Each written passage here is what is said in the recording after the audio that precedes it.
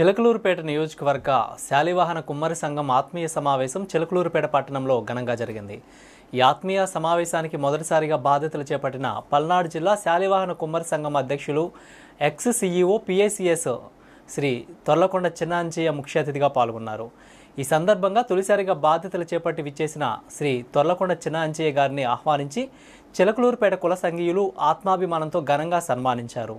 ఈ కార్యక్రమంలో X CEO PACS Shri తొర్లకొండ చిన్నాంజయ్య గారు మాట్లాడుతూ నియోజకవర్గంలో కులస్తుల కమ్యూనిటీ భవనాలు, మట్టి సమస్యలు, కుండలు తయారు చేసే వారికి యంత్ర పరికరాలు వంటి సమస్యలు ఎదుర్కొంటున్నామని మాజీ సొసైటీ అధ్యక్షులు కొమ్మిరిల్లిపాడు శ్రీ కొండవీటి ఆంజనేయులు గారు తమ దృష్టికి సమస్యలు తీసుకురావడం జరిగిందన్నారు.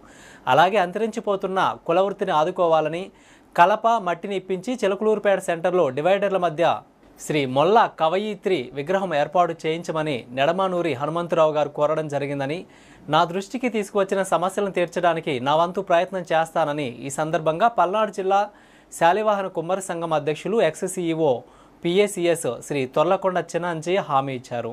ఈ కార్యక్రమంలో నాంపల్లి బాబు, రమేష్, వెంకటేశ్వర్లు, సింగరకొండ, బాజీబాబు, మహేష్ పాల్గొన్నారు.